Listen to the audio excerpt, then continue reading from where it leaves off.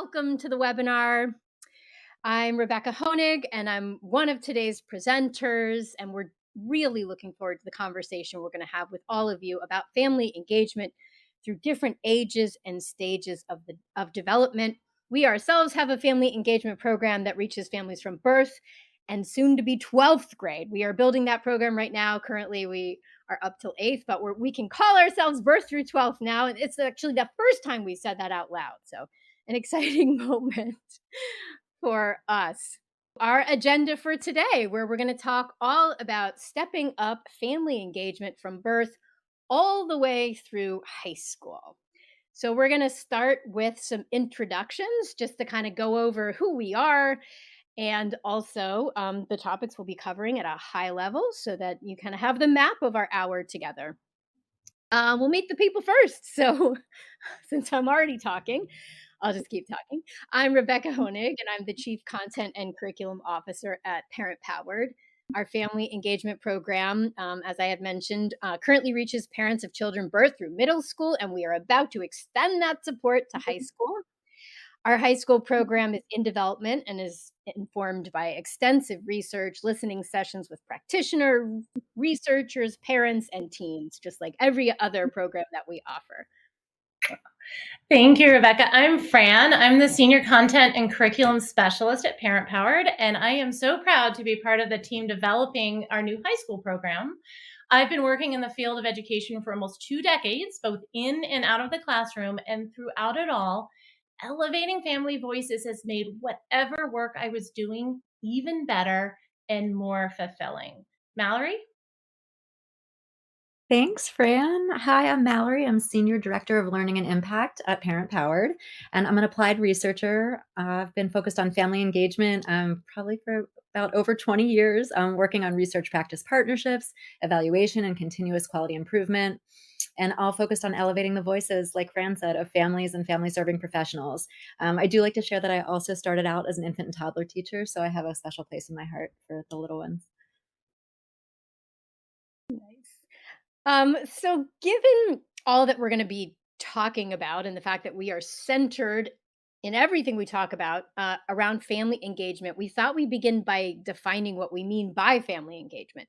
So we've put up a definition that we really love on screen. Family engagement is the ongoing partnership between families, schools, and the community at large to support and strengthen the learning, development, and well-being of all children and families. So as all of you here today know, family engagement is an essential ingredient to student success. Quality family engagement can have a lasting effect on a child's social, emotional, physical health, school readiness, academic achievement, attendance, graduation rates, and later success in life. And we're going to be talking all about this research as we go throughout the presentation today. But really, far more important than family engagement being this thing that we define is, of course, family engagement being a thing that we do. It's actions, it's habits, it's decisions and collaborations and practices that are really happening all the time and are sustained throughout all phases of a child's development. Now, in order for this to happen, to truly support collaborations between home and school at every age and stage, our family engagement activities really need to change with the growing child, right? They need to respond to changes in the parent-child relationship, developmental needs, and the changes in how school is structured from preschool to elementary school on to middle and high school. And that's really what we're going to talk about today. So in our time together, we are going to explore the evidence and impact behind family engagement at every age and stage of development. And this is research that you'll be able to use to make the case for your family engagement initiatives, no matter what age you serve. We'll also look at effective practices when it comes to partnering with families throughout their journey from birth through 12th grade. And I think we have a slide with these goals on them. There we go. And we'll look at how these activities change and grow with the child and the family. We're also going to look at holistic habits, mindsets, and behaviors that strengthen family engagement regardless of a child's age or stage of development. So, as you listen to us talk about all the ways that family engagement shifts and evolves with the growing child, you're also going to notice some strong reoccurring themes because there are these fundamentals that really need to be applied across all ages to ensure that family engagement really builds towards responsive and authentic partnership with all families. So, at every age, family engagement needs to be responsive to families' needs and their strengths and to the needs of your school and your community. It's actually a living, breathing thing that is co created and involves lots of listening. When it comes to family engagement, we want to set everyone up for success. So, family engagement also needs to be strength based at every age and stage. And you'll hear this come up again and again as we talk. Great family engagement is doable and it's scaffolded and it really leverages families' unique relationships, cultures, and experiences. Along those lines, accessibility is another thing that's key at every age. You'll hear us talk a lot about access, reaching families in their home language, giving them many ways to join in and participate and make their voices heard, and always noticing who is not at the table and striving to bring that family in whatever way works best for them. And of course, at every age and stage, we need to know that family engagement is working. All throughout this presentation, you're going to hear us talk about steeping family engagement in ongoing research and evaluation from birth all the way till 12th grade. All right. So we can all be looking out for these best practices as we go on this family engagement journey together. And like any journey, we're going to start at the very beginning. So I'm going to hand the mic to my colleague Mallory, who will lead us through family engagement from birth through age 3 and then onto the preschool years. Thank you so much, Rebecca. I wanted to start today by sharing a story with you all. It's a personal story about my daughter, our first child. She was born by unplanned C-section, and we had a pretty rough start. My milk took about 6 days to come in, and she was getting up every hour or so, and I was exhausted, began to struggle with postpartum anxiety. We put her in childcare when she was about 12 weeks old. So fast forward to one day when she was about 10 months old, and I peeked in the room when I was picking her up from childcare, and all of the babies were in a big group on top of this huge piece of paper on the floor, and they were in their diapers, and they had paint all over them, all over their bellies, all over their arms, all over their little legs. And I noticed our daughter was sitting off to the side, kind of clinging to her teacher. And but she was watching. She was taking it all in, watching the other kids. But I was worried and I was anxious that she wasn't interacting and that she seemed scared and unhappy. So when she saw me, she smiled and she crawled really quickly towards me, and I scooped her up and gave her a big hug. But when I voiced my concerns to her teacher, she assured me that she was doing great. She was just taking everything in. And so I also talked to my husband about it, and he said, she's fine. She's like me. She's just a little slow to warm up. And the other teachers agreed. And with time, she became more and more comfortable there. And she formed bonds with the teachers and with the other children. And as time went on, I began to understand the difference between our temperaments and what it meant for our relationship and supporting her learning. Oftentimes, people talk about the joys of parenthood and how rewarding it is. And on social media, we see pictures of new babies and new parents smiling and sharing all these really lovely moments. However, I shared this story because the transition to parenthood in the early years can also pose really unique challenges. And supporting new parents and the parent-child relationship is one of the most important parts of family engagement in the earliest years.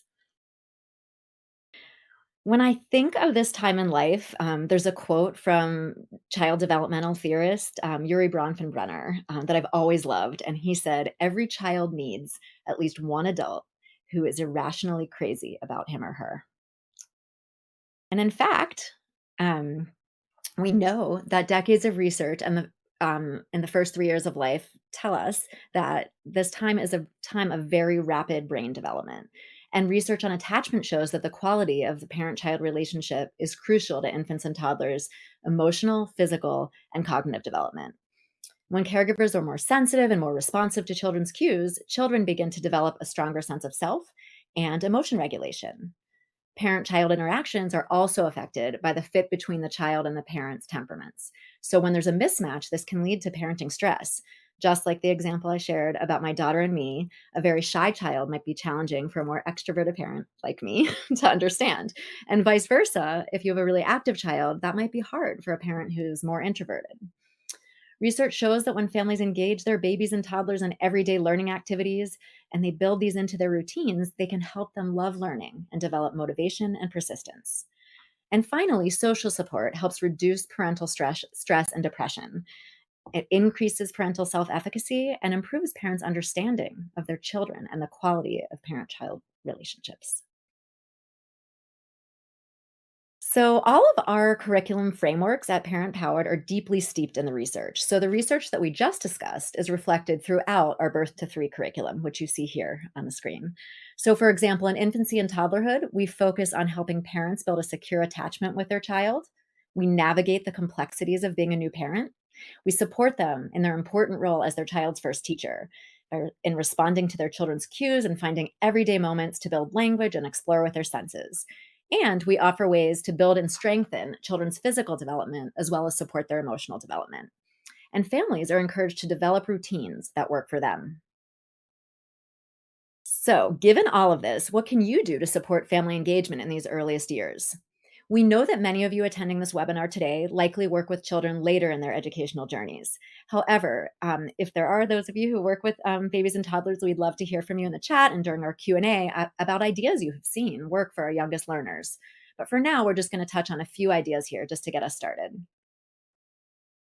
So, the first strategy I want to mention is getting to know families' own unique strengths, needs, and goals. And this harkens back to several of the universals that Rebecca mentioned, including being responsive, strength based, and accessible. Using a lens of equity and cultural and linguistic responsiveness is really important to do from the very, very beginning. And when parents are invited to share their own knowledge and expertise about their families, it can increase their feelings of competence and help build trust and a sense of belonging. This is particularly important for laying the foundation for parents to form positive thoughts and good feelings about school and family engagement that they can then take and carry with them as their children move ahead in school. This also sets the foundation for building strong parent staff relationships, which are key to positive family engagement.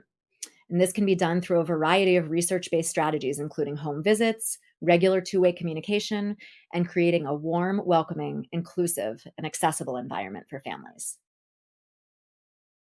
Another research based idea is to connect families with each other and also to community resources. For example, in early Head Start programs, family support staff help parents find jobs and housing and enroll in education and financial literacy programs that are responsive to parents' needs and goals. Programs can also provide opportunities for parents to connect with each other. They can share stories, they learn about child development, and they can do this virtually or in person. And even just having a space to have coffee or chat can be effective in increasing social support. And when considering these types of opportunities, programs can try a variety of approaches and times that are responsive to family schedules. So that was a bit about our youngest learners. And now I'm going to move on to talking about kids who are a little bit older, not too much, but pre K. And as we move into preschool, much of the research and promising practices remain relevant. However, as children head into these pre K years and their worlds start to grow, they begin to learn more about how they fit into the wider world. And as I did for that first section on birth to three, I wanted to share a story here with you all again. This time it's about my son when he was 3.5. I remember this day really clearly. We were cuddling in bed together one morning before work and before preschool, and he touched my face and he said, "Mama?" And I said, "Yes, lovely boy." And he said, "I love this face." And I thanked him and I said, "That's so sweet. I love your face too." And he responded, "I wish I could take it off and keep it with me all day, but then you would have no face." And I replied, "That's true, buddy." He responded, "I love you, Mama." And I told him I loved him too. He then thought for a moment and said, "I wish I was a baby." And I looked at him and said, "But then you wouldn't be able to do so many of the things you can do because you're a big boy, like play baseball and football and draw and paint." And he thought about it for a moment and he said, "Can you cuddle me some more and make me warm?" I'm getting a little emotional. I apologize. Despite the fact that we were running late, as pretty much we usually were, I said, "Sure, buddy, of course." So I wanted to share this story with you all because I thought it was a good example of some of the changes that occur as children move to preschool age. When parent-child relationships, while they still remain important at this age, children also begin to gain independence, form relationships with peers and other adults. They build more self-awareness, and they develop their own strong interests. If anyone has ever played with dinosaurs or trucks with a preschooler, you probably know what I mean about those strong interests. So, research shows that family engagement can have many positive effects on children's social emotional development, including their self regulation, interpersonal skills, attention, and memory, which all contribute to children's school readiness. Second, family engagement can impact children's academic development. For example, when parents are more engaged in their children's preschools and they talk to their children more about things that are interesting to them, children have been found to have better literacy skills and math skills. Research also shows that preschool children are active learners. So, through play and hands on activities, they learn about the world and develop foundational math, literacy, and science skills. And parents play an important role in supporting these skills during their everyday routines. And these improved social and academic skills make children more likely to participate in classroom activities, to enjoy learning, and transition successfully from preschool to kindergarten. This is another big area of research, which shows that when early childhood programs engage and invite families into transition activities, children do better, and families show increased involvement during the kindergarten year. Based on this research and on state learning standards for pre K and early learning frameworks, our program offers play based, hands on activities that will lay the foundation for a love of literacy, curiosity in science, number sense, phonemic awareness, and friendship skills. We also offer ways to help kids problem solve and navigate transitions, like starting school, and ways to help kids cope with things like separation anxiety and big emotions. So, given all of this, what can you do to support family engagement in these pre K years? When thinking about strategies to help support parents in all of these areas, the suggestions mentioned in Birth to Three, that section that I just went over, still apply. However, there are a few others that I'd like to highlight for this age. First, you can offer varied opportunities for families to share in their children's learning. Research shows that families' engagement in children's learning during the pre K years is especially important for children's current and future success in school. So, offering a variety of opportunities increases the likelihood that parents will be able to be involved. For example, you might have an open house where parents can see what their children have been working on. Or for those parents who are students who have non traditional schedules, you could provide opportunities at drop off and pickup for children to do simple activities with their parents and show them what they've been doing in school. Another option would be to have an art show or a science night where parents and children can work on things together. And for those schools who use virtual engagement strategies with families, you could give a virtual tour of the classroom or take videos of the children engaged in activities to share with families. And by using a variety of methods, you're building accessibility for your families and being responsive to their unique situations. You'll hear, as you hear the themes that Rebecca mentioned at the beginning again. Another effective strategy is to support parents as advocates, leaders, and decision makers. And this is especially important at this age because it can help parents begin to build confidence and skills, setting them up to serve as advocates and leaders throughout their children's educational journeys. There are many ways to support parents as leaders, from serving on policy councils, leading training in their areas of expertise and interest, or serving as room parents or organizing events or gatherings. Another strategy is to offer more formal opportunities, like a program called the Parent Ambassadors Program, where parents learn leadership and advocacy skills like communication, team building, goal setting, and how to engage parents in their community. And finally, schools should be intentional about creating reciprocal relationships with families and community organizations. There's often an imbalance of power between schools and families, and providing families with clear information can help level the playing field. This is important at every age and stage, but starting in pre K helps establish a firm foundation for parents' upcoming journeys through formal schooling. One way to do this is to revisit how you run parent teacher conferences. For example, you can provide information before conferences to help families feel ready to actively participate, know what to expect, and feel prepared to bring their own reflections and questions to help them guide the conversation about their children's progress. Another strategy is to re envision how you run family meetings. In addition to providing things like transportation, childcare, and food to boost accessibility, you can also work to create an environment and procedures that include families' perspectives from the start. For example, you could start meetings with a family story or ask families to frame or lead the discussion by sharing their own views. Finally, establishing strong partnerships with families and community organizations can help with successful transitions to kindergarten. You could try forming collaborative transition teams of parents, teachers, administrators, and community staff, connecting preschool and elementary school teachers through joint training or home visits. Or you could try developing new systems for information sharing. Working closely with community organizations like libraries or other out of school organizations can help those organizations enroll families, develop stronger programs and networks, and provide information to parents about educational programs for their children. And coordinated efforts can offer a continuum of services to support a successful transition to kindergarten and connect families to the public school system and other community organizations. So now I'm going to turn it over to Fran. And Fran, can you take us through what family engagement looks like in elementary school, please? Absolutely. Thank you so much, Mallory. And just like Mallory did, we're going to center ourselves in this stage with a story. So many years ago, my daughter was doing her math homework addition. The assignment involved rolling 2 dice and adding the numbers together. So as a next step, she was supposed to tell a parent or caregiver, in this case me, how she arrived at the answer. So after she successfully rolled the dice and added 5 and 3 together, I asked, "How did you figure that out?" She responded, "I blew on the dice and said, 'Baby needs a new pair of shoes,' and poof, the answer popped into my head." I am fairly certain this was not, or ever will be, a sanctioned strategy.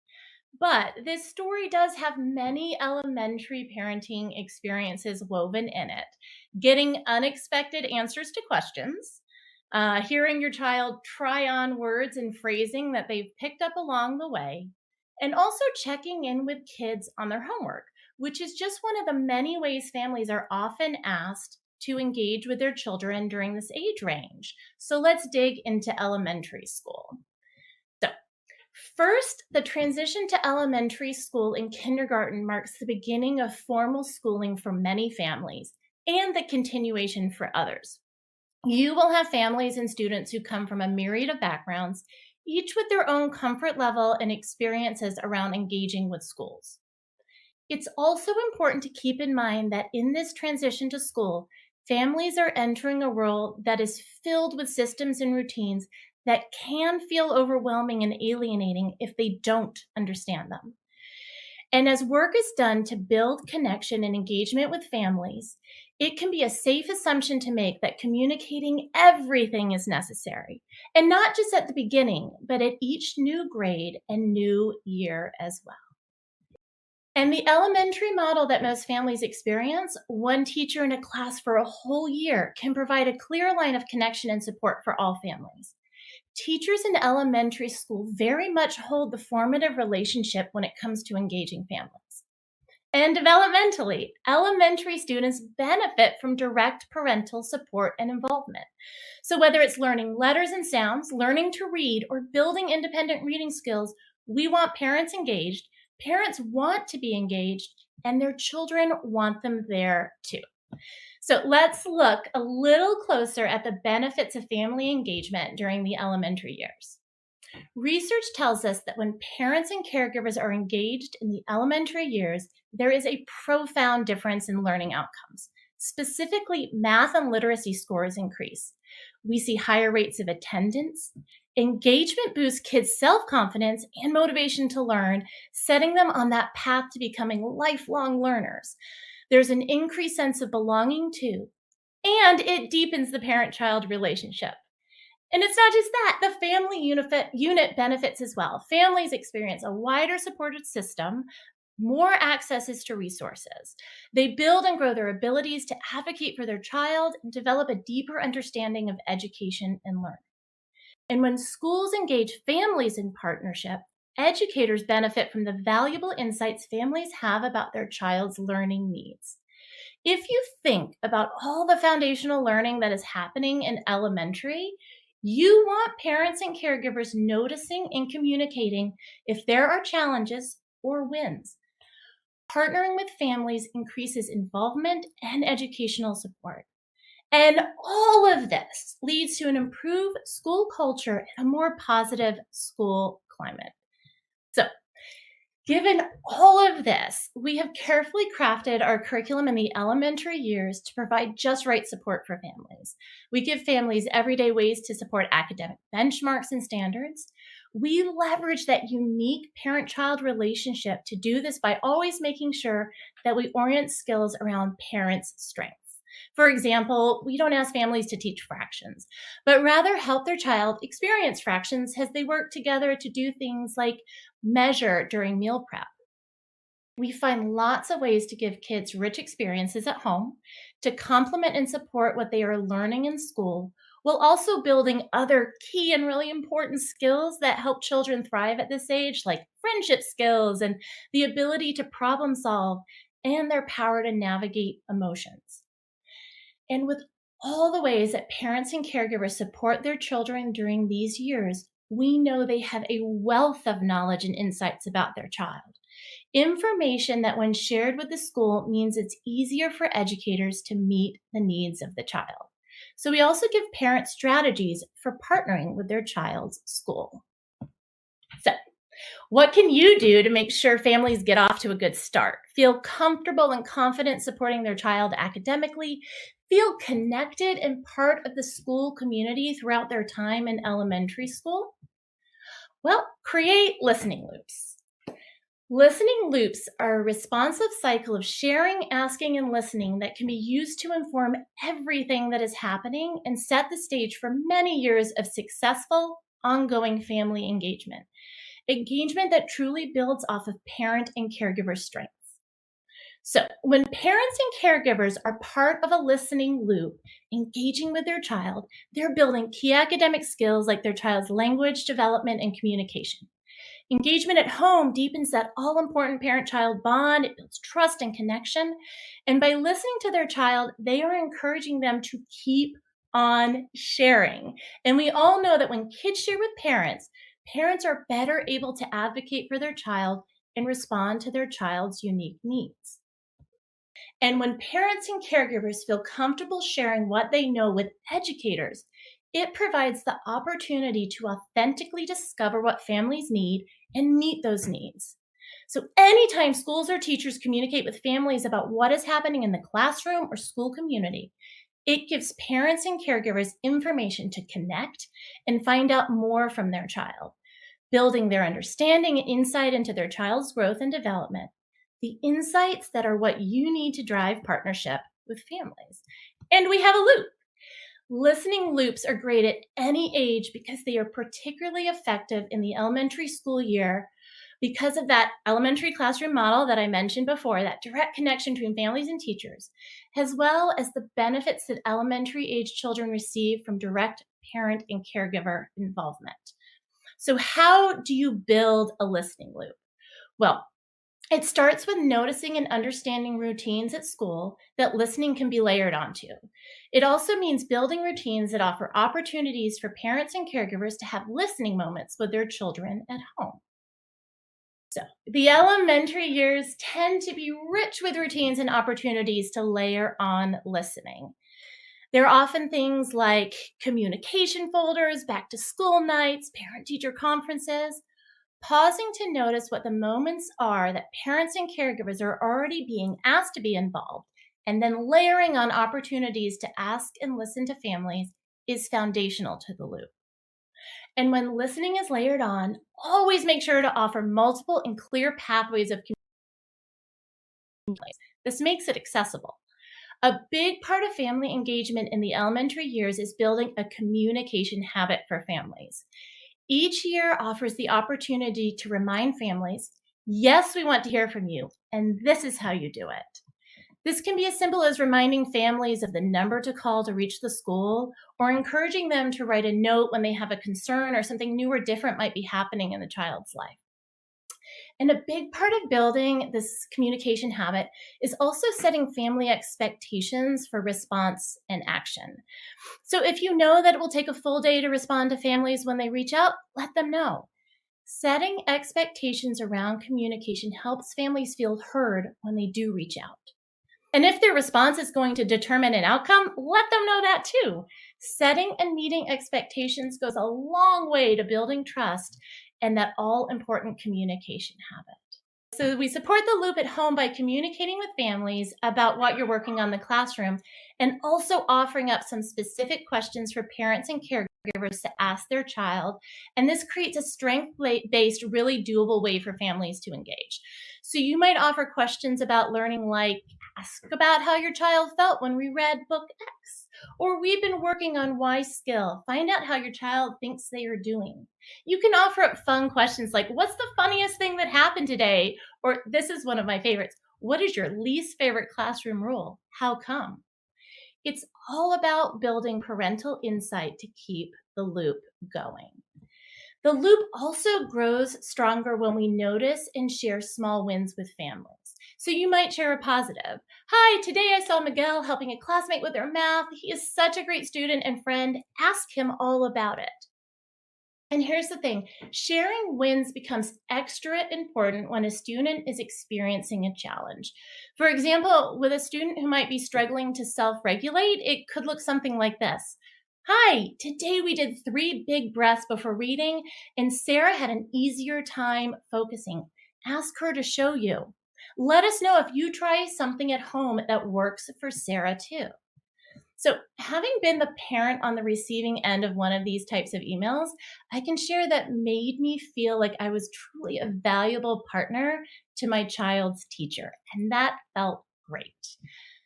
And finally, build consistency, right? It's easier for parents, it's easier for any of us to be involved and grow.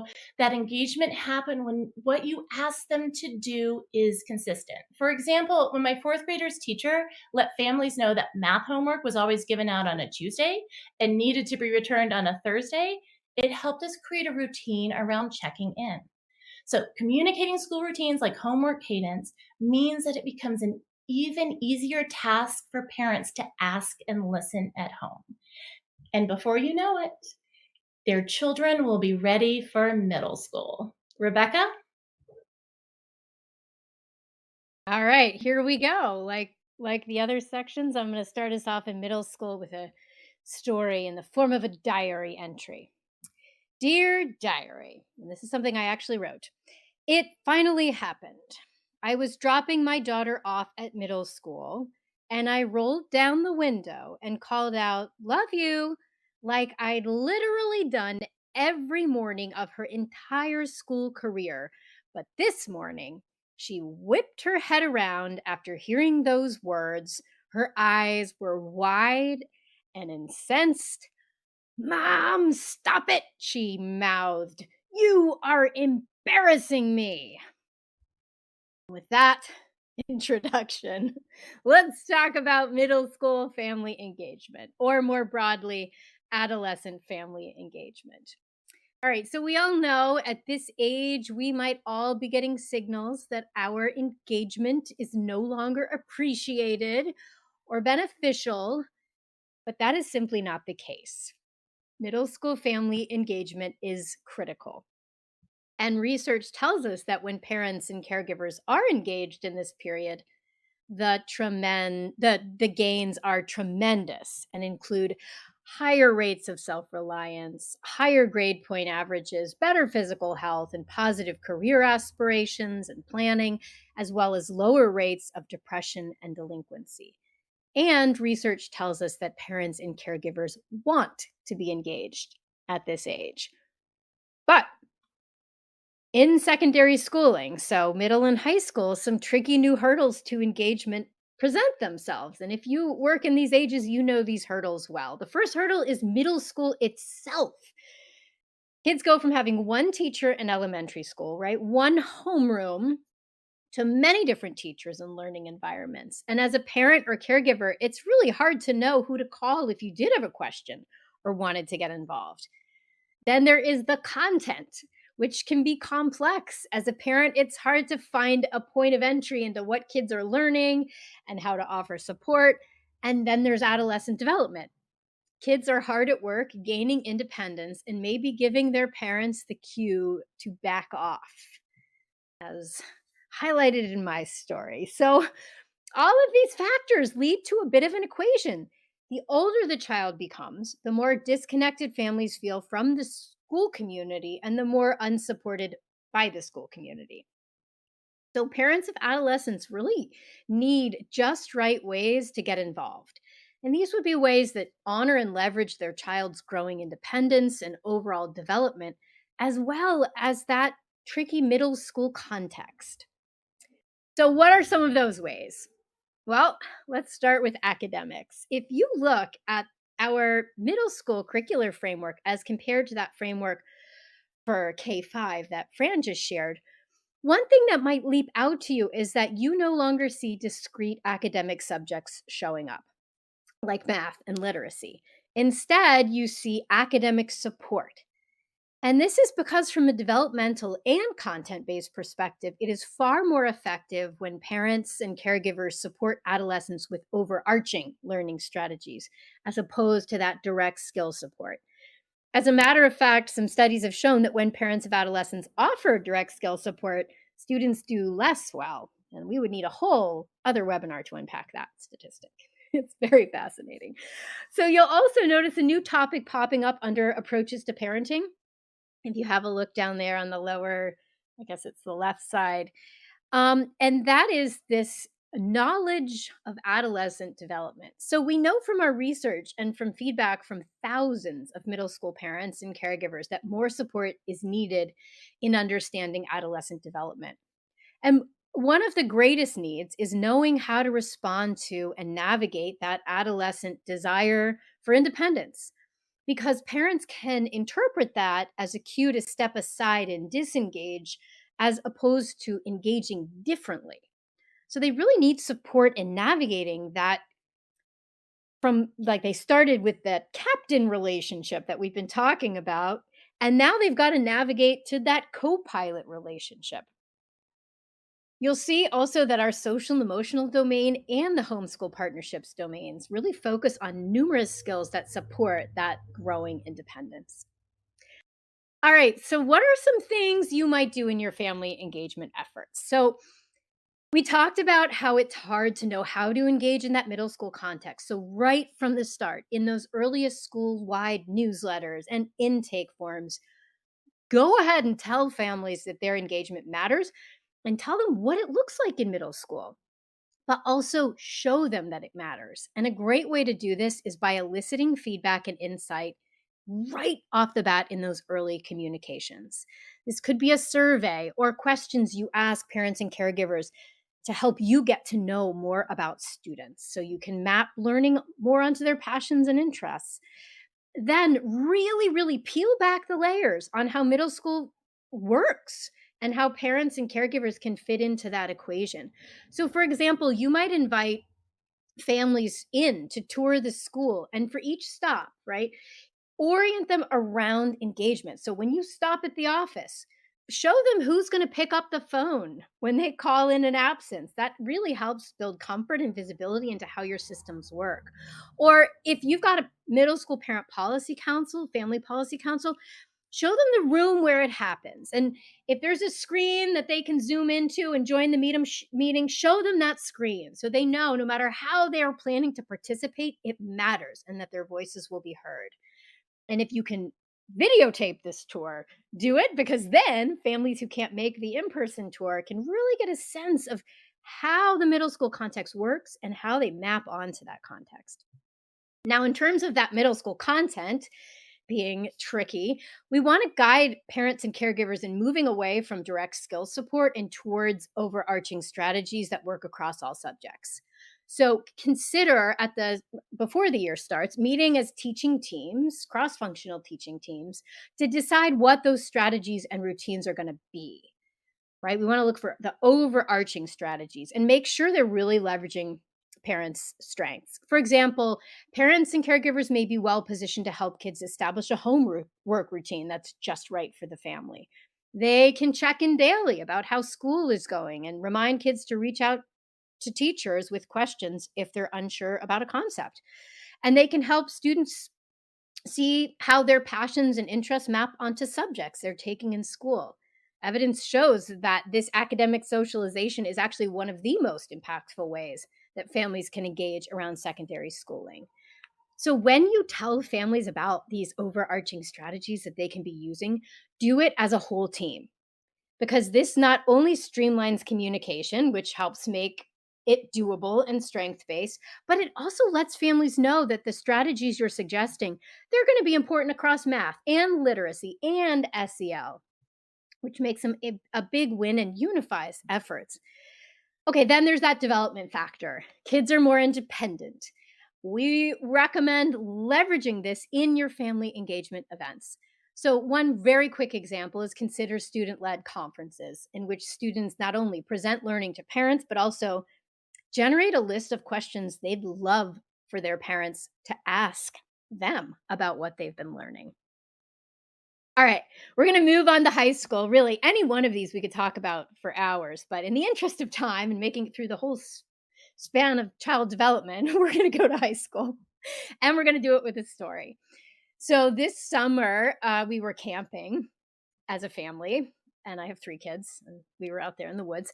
And at some point, we were prepping dinner over the fire, and my oldest, who was a rising sophomore at the time, went off behind the tent. She disappeared. And when she didn't return for quite a while, I followed. And when I found her, she was crying a few campsites away. And when I asked her what was on her mind, her answer literally gushed out of her like it was being carried by a sea of tears. And she said, I only have 1,095 days left before I finish high school and become a grown up, and our family will be changed forever, and I'll never get my childhood back, and I'm not ready for that. Whew. And in those words, she really captured one of the primary new factors introduced within high school family engagement and high school in general. And that is that high school students are preparing for life outside of high school, for post secondary education and adulthood. It's an exciting time of life, and it's also one that takes a lot of guidance and support. And as all of you on the webinar today know, that support can be very hard to come by within the traditional school day. In a typical 1,500 student high school, the caseload for a career counselor is 400 or 500 to 1. That math really means that students may only be receiving 2 20-minute career and college guidance sessions over the course of their entire 4 years in high school. But the great news is that parent and caregiver participation can make a huge difference. Studies show that parents across socioeconomic status levels play a key role in promoting upward mobility, motivating teens to think about future employment, and helping them navigate educational and career decisions. Studies also show, and this might be surprising to some, that adolescents actually do value parental guidance, particularly about academic choices and personal goal setting. So that's why you're going to notice when we go over this high school family engagement framework that we're developing right now, you see a lot of domains and topics that are future facing. The goal is to give parents developmentally appropriate ways to help their teens think about and plan for their futures, in addition to navigating high school, of course. We aim to set parents and caregivers up with information, questions, and activities that help them to be partners in their child's post secondary planning. For example, giving them conversation starters so they can engage their teens in chats about personal interests and strengths. We orient them around everyday ways they can help their teens explore career pathways, and on ways they can support their teens in setting and reaching career and college goals. And because so much of this phase of life involves honing skills that set adolescents up for adulthood, you're also going to see we include a lot of skills necessary for the world of work and community engagement and adulting, like executive function, self motivation, advocacy, and financial literacy. And you'll also see this includes giving parents ways to support adolescents in developing universal skills like adaptability, collaboration, communication, creativity, critical thinking, and problem solving. It's also really important to note mental health and well being as a critical component of high school family engagement, as it is at every age and stage of development. A recent report from the CDC found that mental health among students overall continues to worsen, with more than 40% of high school students feeling so sad or hopeless that they could not engage in their regular activities for at least 2 weeks during the previous year. We recently surveyed parents of incoming high schoolers asking what areas they wanted support with. Overwhelmingly, the topics related to mental health and well being received the highest numbers. So, what can you do when it comes to high school family engagement? Well, going back to that, first starting with the future planning, extend your family engagement team to include your college and career counselors. Consider working together to intentionally map parents and caregivers onto the college and career planning process. So, for each college and career activity you're going to ask students to do, like assessing their interests and investigating career possibilities, give parents developmentally supportive ways to participate. For example, give them questions to ask to spark conversations and reflection around personal interests, career aspirations, and goals. A 2017 study actually found that future wage earnings at age 26 increased 0.8% for each meaningful career conversation students experienced in middle and high school. I mean, that is astonishing. Also, when you plan college and career events, include parents as experts. Research has shown that when it comes to career planning, teens are more trusting of what is traditionally referred to as hot knowledge or things learned from families, friends, and teachers. So find out what the expertise of your parent body are and then leverage that for career nights, internships, and apprenticeships. This can be a great way to orient students around career possibilities. And of course, always center around mental health. Just like that transition to parenthood that Mallory talked about early on requires networks of support, nurturing a child into adulthood does too. And this oftentimes means leveraging community based mental health experts. Consider surveying parents and teens to learn more about their biggest concerns when it comes to mental health, and let that guide you in finding the right expert to lead a family night or an initiative on one of those topics. Also, it can be wonderful to work to create communities in which parents and teens can speak openly about mental health. This not only normalizes it, but allows families to be a resource for each other, really helping to widen that safety net that is supporting teens. And this can sometimes mean hosting conversations in places families are already comfortable going. We have covered a lot of ground, and we're about to be shifting to Q&A momentarily, but I'm going to do a quick recap. So at every age and stage, we've looked at research that supports the importance of family engagement for student success and well-being and the overall success of the school community. We've looked at ways that family engagement shifts through the ages and strategies for ensuring that your efforts are shifting right alongside families. We've also looked at things that don't change when it comes to family engagement, like it always needs to be responsive, strength based, and accessible. All along those lines, we want to just mention one more universal that runs throughout all ages and stages from birth through 12th grade. At every age and stage, families need to know that their engagement matters. So say what you see, let families know in an ongoing way the little wonderful things you notice about their children, and let them know how and why their voices and their partnerships and their collaborations with you really, really matter. Well, with that, well, take a deep breath. Mallory, friend, come on out. I mean, you're already out, but let's talk. Let's see what's coming up in that Q&A box. And again, put any questions in there. We will get to as many as we can. And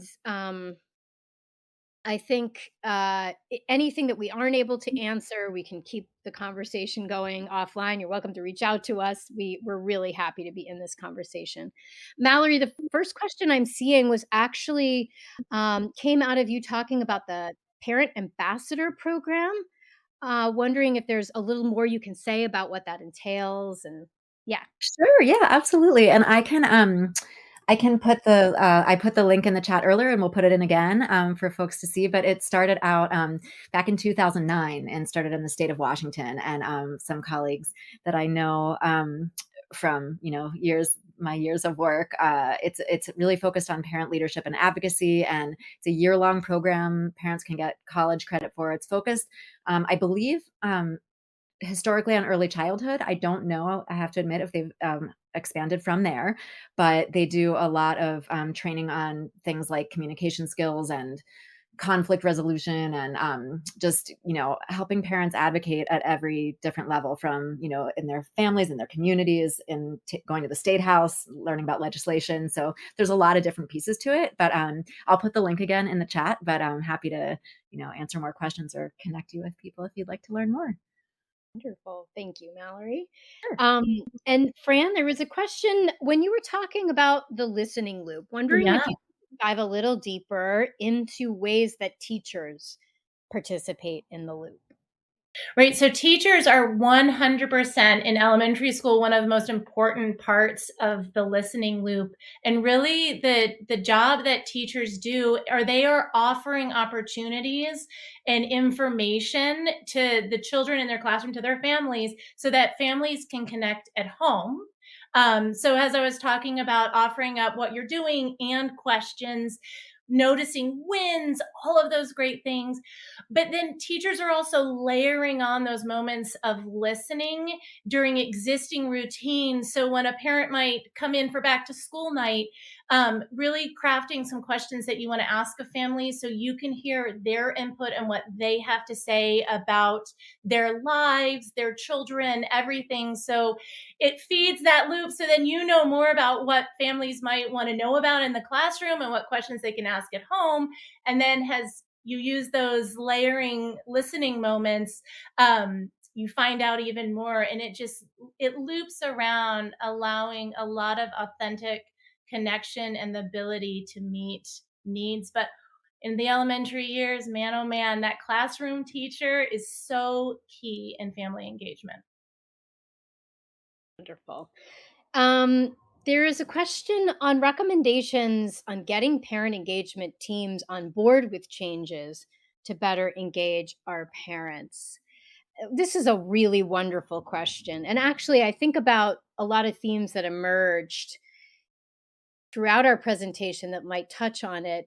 So, the first thing that comes to mind is actually it's a lot easier to get engagement when people feel that they were involved in the process of creating the changes. So, I think bringing everyone to the table, really doing some deep listening around what's working, where do they see as areas for improvement, because you probably have a lot of opportunities to sort of co-create what that vision looks like, which makes it so much easier to get buy-in because everyone has been involved in setting the vision.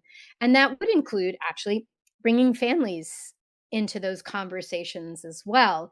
So we also had some questions earlier on about you know parents, challenging moments with parents where they're wanting a book not to be read in school or a topic not to be discussed. And the those can be very hard conversations, but they are made easier by a long history of listening and giving families opportunities to also share voices. So what I would say is, in those early planning sessions where you're bringing teams together, you always want to make sure that you have got parents and caregivers at that table as well. It can be extremely compelling, as a school organization, to hear the voices of the people most affected by the changes you're going to be implementing. So one thing we've been thinking a lot about and suggesting is, like, can you create a +1 initiative when you're having those planning sessions so that everyone who's coming is encouraged to bring one parent or caregiver with them, or one community-based organization. So you're really bringing in many, many different voices into those early planning days. If you're able to compensate families, that is absolutely a wonderful way to also honor their time and really communicate to them just how important their leadership is. Do you guys want to add anything to that? I think you did a great job, Rebecca. That's what I don't have anything to add. I think that, that's all great.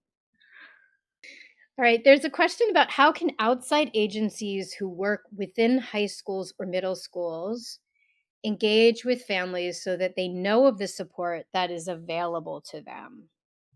This is a great question, and actually, I think extends through every age and stage of development. In our work, we actually have a trauma informed program, and a big part of that program is we meet with communities and we do basically it's kind of like an asset mapping process. So we step back and we look at what are your mental health resources, what are your um, you know, your food assistance programs and your housing assistance programs. Also, like, what are those programs you have in your community that are going to not just address concerns when they come up, but are more sort of kind of related to strengthening families' sense of who they are and where they live and connection to each other. So, if there's an opportunity early on to have more community wide meetings where you really create that asset map, so that you have a sense of, okay, as a community, what resources do we really want our high school families to know about? And these community based organizations, we all know, can be very siloed. So anything you can do to bring people together to say, okay, well, I do this, well, I do this, well, I do this. It also helps to make sure that you're not duplicating, which can be very confusing for families. And you also might consider then hosting a community night or creating a website that really introduces those organizations to families in a very personal way. Um, so that might be showing up in person, but it might be as you're explaining to a family about, say, a community health center in their neighborhood. Show them who's working there, and maybe consider sharing some stories. We worked with an organization that, through our community support stream, sent photos, and in those photos, it was almost like baseball cards. Like, they were like, "This is who I am. This is when I came to this country. Like, these are some of the things I share with you." So that when a family called that community-based organization, which can be a pretty vulnerable thing to do, they had a sense of who was picking up, which can really go a long way towards building comfort with that initial reach out. Fran, I know you've done a lot of work on how to facilitate connections with community-based organizations. And Mallory, I know you have too. Do you have anything you want to add to that? Any strategies you really like?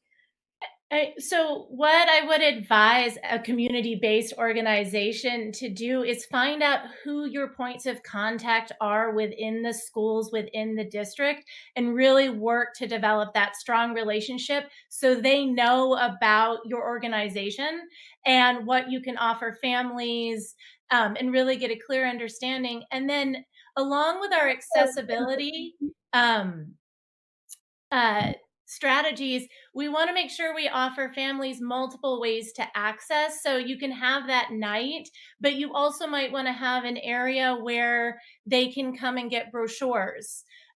Sometimes people feel better taking information and on, like, it feels more personal when you can just take it when you need it. We love having these things out during any kind of school function. So if you have a back to school night, make sure the resources are available for families to take. Anytime you know families are going to be in the building, sports, plays, all of that, just make sure that those resources are available. Because the other thing we know is that people need things at different times, and you may not have needed a support system for food early in their year. Knowing it's there, so when you need it, and you maybe later in the year, you know where to find it and that it's there for you.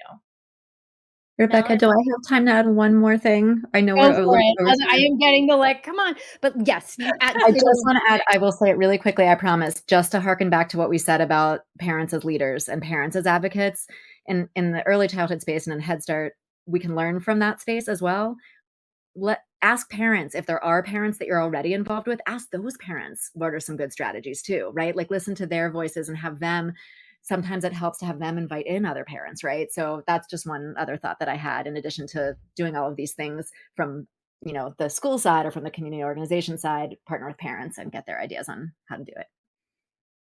And there are so many amazing questions that, and I unfortunately we were out of town. There's a great one on building cultural capacity and awareness among educators. I want to talk about that, but I am getting the cue that we have to stop. So I will stop. Mallory and Fran, thank you so much for sharing all of your insights and ideas. We've had so much fun with all of you this past hour. Let's keep the conversations going. Definitely reach out to us if you want to continue chatting.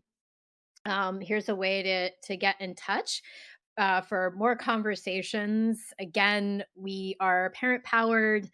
And we focus on family engagement, and our evidence based curriculum is for children birth through 12th grade. And it leads to as much as 2 to 3 months of additional growth over the course of the school year. And doesn't require any extra work on your teams. So you can learn more at the bit.ly link on your screen, and we'll put that URL in the chat right now. Thank you, thank you, thank you so much for joining us today. It's been such a pleasure spending this time with you.